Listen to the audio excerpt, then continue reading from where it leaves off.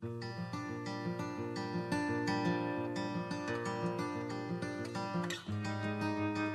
is September the 13th. Today, we see the child king.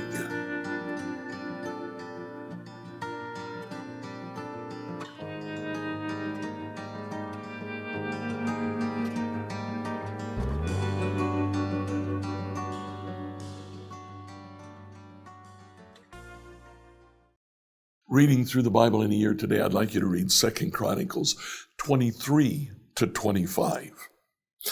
In 23, we have the story of Athaliah's death.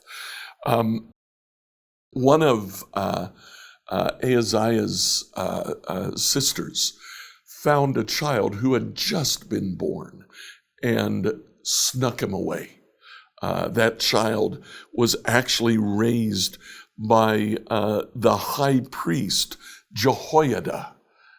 He spent his first 7 years in the temple, and the temple apparently was a place that Athaliah just never went, so she never found out about Joash, the son of Ahaziah. Well, in chapter 24, Athaliah is killed, and Joash begins to rule. Notice 24:1, Joash was 7 years old when he became king. Can you imagine that? A king of Israel at 7 years old. But, he was a good ruler. Look at 24:17. After Jehoiada's death, the leaders of Israel, of Judah, came and bowed before King Joash and persuaded him to listen to their advice. So Jehoiada, the high priest, actually lived quite a long time. Joash basically did whatever Jehoiada told him to. And when Jehoiada died, he had other leaders of Israel come to him and tell him, you need us, do what we tell you to. And he did. Well, Joash died. By and large, he was a good king. We come to chapter 25. Amaziah begins to reign. Notice 25:2. Amaziah did what was pleasing in the Lord's sight, but not wholeheartedly. We'll see what Amaziah did as we read today. Enjoy today as we read 2 Chronicles 23 to 25. 2 Chronicles 23 to 25, New Living Translation. 2 Chronicles 23. In the 7th year of Athaliah's reign, Jehoiada the priest decided to act. He summoned his courage and made a pact with 5 army commanders: Azariah of Jehoram, Ishmael son of Jehohanan, Azariah son of Obed, Maaseiah son of Adaiah, and Elishaphat son of Zikri. These men traveled secretly throughout Judah and summoned the Levites and clan leaders in all the towns to come to Jerusalem. They all gathered at the temple of God, where they made a solemn pact with Joash, the young king. Jehoiada said to them, "Here's the king's son. The time will come for him to reign. The Lord has promised that a descendant of David will be our king. This is what you must do. When you priests and Levites come on duty on the Sabbath, a third of you will serve as gatekeepers. Another third will go over to the royal palace. The final third will be at the foundation gate. Everyone else should stay in the courtyards of the Lord's temple. Remember, only the priests and Levites on duty may enter the temple of the Lord, for they're set apart as holy. The rest of the people must obey the Lord's instructions and stay outside. You Levites, form a bodyguard around the king and keep your weapons in hand. Kill anyone who tries to enter the temple. Stay with the king wherever he goes." So the Levites and all the people of Judah did everything as Jehoiada the priest ordered. The commanders took charge of the men reporting for duty that Sabbath, as well as those who were going off duty. Jehoiada the priest did not let anyone go home after their shift ended. Then Jehoiada supplied the commanders with the spears and the large and small shields that had once belonged to King David and were stored in the temple of God. He stationed all the people around the king with their weapons ready. They formed a line from the south side of the temple around to the north side and all around the altar. Then Jehoiada and his sons brought out Joash, the king's son, placed a crown on his head, and presented him with a copy of God's laws. They anointed him and proclaimed him king. Everyone shouted, "Long live the king!" When Athaliah heard the noise of the people running and the shouts of praise to the king, she hurried to the Lord's temple to see what was happening. When she arrived, she saw the newly crowned king standing in his place of authority by the pillar at the temple entrance. The commanders and trumpeters were surrounding him. People from all over the land were rejoicing and blowing trumpets. Singers with musical instruments were leading the people in a great celebration. When Athaliah saw all this, she tore her clothes in despair and shouted, "Treason! Treason!" Then Jehoiada the priest ordered the commanders who were in charge of the troops, "Take her to the soldiers in front of the temple. Kill anyone who tries to rescue her." For the priest had said, "She must not be killed in the temple of the Lord." So they seized her and led her out to the entrance of the horse gate at the palace grounds, and they killed her there. Then Jehoiada made a covenant between himself and the king and the people that they would be the Lord's people. All the people went over to the temple of Baal and tore it down. They demolished the altars and smashed the idols. They killed Matan, the priest of Baal, in front of the altars. Jehoiada now put the priests and Levites in charge of the temple of the Lord, following all the directions given by David. He also commanded them to present burnt offerings to the Lord, as prescribed by the law of Moses, and to sing and rejoice as David had instructed. He also stationed gatekeepers at the gates of the Lord's temple to keep out those who for any reason were ceremonially unclean. Then the commanders, nobles, rulers, and all the people of the land escorted the king from the temple of the Lord. They went through the upper gate and into the palace, and they seated the king on the royal throne. So all the people of the land rejoiced, and the city was peaceful because Athaliah had been killed. 2 Chronicles 24. Joash was 7 years old when he became king, and he reigned in Jerusalem 40 years. His mother was Ziblah from Beersheba. Joash did what was pleasing in the Lord's sight throughout the lifetime of Jehoiada the priest. Jehoiada chose 2 wives for Joash, and he had sons and daughters. At one point, Joash decided to repair and restore the temple of the Lord. He summoned the priests and Levites and gave them these instructions: "Go to all the towns of Judah and collect the required annual offerings so that we can repair the temple of your God. Do not delay." But the Levites did not act immediately. So the king called for Jehoiada the high priest and asked him, "Why haven't you demanded that the Levites go out and collect the temple taxes from the towns of Judah and from Jerusalem? Moses, the servant of the Lord, levied this tax to the community of Israel in order to maintain the tabernacle of the covenant." Over the years, the followers of wicked Athaliah had broken into the temple of God. They'd used all the dedicated things from the temple of the Lord to worship the images of Baal. So now the king ordered a chest to be made and set outside the gate leading to the temple of the Lord. Then a proclamation was sent throughout Judah and Jerusalem, telling the people to bring to the temple the tax that Moses, the servant of God, had required of the Israelites in the wilderness. This pleased all the leaders and the people, and they gladly brought their money and filled the chest with it. Whenever the chest became full, the Levites would carry it to the king's officials. Then the court secretary and an officer of the high priest would come and empty the chest and take it back to the temple again. This went on day after day, and a large amount of money was collected. The king and Jehoiada gave the money to the construction supervisors, who hired masons and carpenters to restore the temple of the Lord. They also hired metal workers who made articles of iron and bronze for the Lord's temple. The men in charge of the renovation worked hard and made steady progress. They restored the temple of God according to its original design and strengthened it.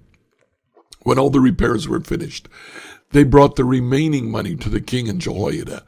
It was used to make various articles for the temple of the Lord, articles for worship services and for burnt offerings, including ladles and other articles made of gold and silver. And the burnt offerings were sacrificed continually in the temple of the Lord during the lifetime of Jehoiada the priest. Jehoiada lived to a very old age, finally dying at 130. He was buried among the kings in the city of David because he had done so much good in Israel for God and his temple. But after Jehoiada's death, the leaders of Judah came and bowed before King Joash and persuaded him to listen to their advice. They decided to abandon the temple of the Lord, the God of their ancestors, and they worshipped Asherah poles and idols instead. Because of this sin, divine anger fell on Judah and Jerusalem. Yet the Lord sent prophets to bring them back to him. The prophets warned them, but still the people would not listen. Then the Spirit of God came upon Zechariah, son of Jehoiada the priest. He stood before the people and said, "This is what God says. Why do you disobey the Lord's commands and keep yourself from prospering? You've abandoned the Lord. Now he has abandoned you." The leaders plotted to kill Zechariah, and King Joash ordered that they stone him to death in the courtyard of the Lord's temple. That was how King Joash repaid Jehoiada for his loyalty, by killing his son. Zechariah's last words as he died were, "May the Lord see what they're doing and avenge my death." In the spring of the year, the Aramean army marched against Joash. They invaded Judah and Jerusalem and killed all the leaders of the nation. Then they sent all the plunder back to their king in Damascus. Although the Arameans attacked with only a small army, the Lord helped them conquer the much larger army of Judah. The people of Judah had abandoned the Lord, the God of their ancestors, so judgment was carried out against Joash. The Arameans withdrew, leaving Joash severely wounded, but his own officials plotted to kill him for murdering the son of Jehoiada the priest. They assassinated him as he lay in bed. Then he was buried in the city of David, but not in the royal cemetery.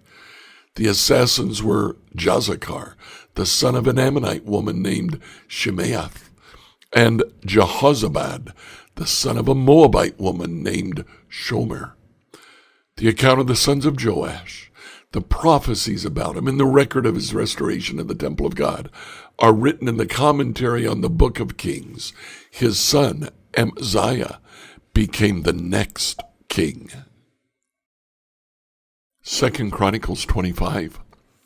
Amaziah was 25 years old when he became king, and he reigned in Jerusalem 29 years. His mother was Jehoiadin from Jerusalem. Amaziah did what was pleasing in the Lord's sight, but not wholeheartedly. When Amaziah was well established as king, he executed the officials who had assassinated his father. However, he did not kill the children of his assassins, for he obeyed the command of the Lord as written by Moses in the book of the law. Parents must not be put to death for the sins of the children, nor children for the sins of their parents. Those deserving to die must be put to death for their own crimes. Then Amaziah organized the army, assigning generals and captains for all Judah and Benjamin. He took a census and found that he had an army of 300,000 select troops, 20 years old and older, all trained in the use of spear and shield. He also paid about 7,500 pounds of silver to hire 100,000 experienced fighting men from Israel. But a man of God came to him and said, "Your Majesty, don't hire troops from Israel, for the Lord is not with Israel. He'll not help those people of Ephraim. If you let them go with your troops into battle, you'll be defeated by the enemy no matter how well you fight. God will overthrow you, for he has the power to help you or to trip you up?" Amaziah asked the man of God, "What about the silver I paid to hire the army of Israel?" The man of God replied, "The Lord is able to give you much more than that." So Amaziah discharged the hired troops and sent them back to Ephraim. This made them very angry with Judah. They returned home in a great rage. Then Amaziah summoned his courage and led his army to the valley of Salt, where they killed 10,000 Edomite troops from Seir. They captured another 10,000 and took them to the top of a cliff and threw them off, dashing them to pieces on the rocks below. Meanwhile, the hired troops that Amaziah had sent home raided several of the towns of Judah between Samaria and Beth-horon. They killed 3,000 people and carried off great quantities of plunder. When King Amaziah returned from slaughtering the Edomites, he brought with him idols taken from the people of Seir. He set them up as his own gods, bowed down in front of them, and offered sacrifices to them. This made the Lord very angry, and he sent a prophet to ask, "Why do you turn to gods who could not even save their own people from you?" But the king interrupted him and said, "Since when have I made you the king's counselor? Be quiet now before I have you killed." So the prophet stopped with this warning, "I know that God is determined to destroy you because you've done this and have refused to accept my counsel." After consulting with advisor, King Amaziah of Judah sent this challenge to Israel's king Jehoash, the son of Jehoahaz, the grandson of Jehu.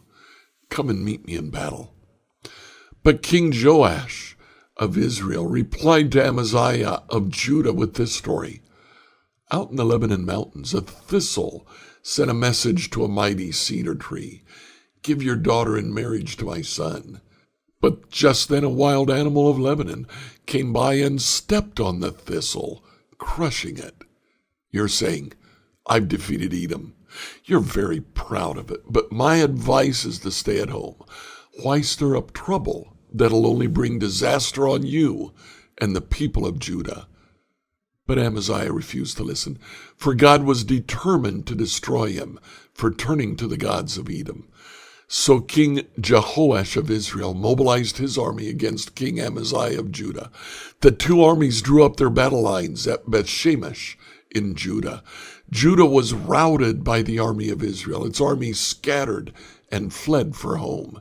King Jehoash of Israel captured Judah's king, Amaziah, son of Joash, grandson of Ahaziah, at Bethshemesh. He brought him to Jerusalem, where he demolished 600 feet of Jerusalem's wall, from the Ephraim gate to the corner gate. He carried off all the gold and silver and all the articles from the temple of God that had been in the care of Obed-Edom. He also seized the treasures of the royal palace, along with hostages, and then returned to Samaria. King Amaziah of Judah lived for 15 years after the death of King Jehoash of Israel. The rest of the events in Amaziah's reign, from beginning to end, are recorded in the book of the kings of Judah and Israel. After Amaziah turned away from the Lord, there was a conspiracy against his life in Jerusalem. He fled to Lachish, but his enemies sent assassins after him. They killed him there. They brought his body back on a horse, and he was buried with his ancestors in the city of David. Like, follow, and subscribe to this devotional on whatever platform you use to listen to it. Email your questions to us at questions@becomehope.com. Tomorrow, we'll see the leper king.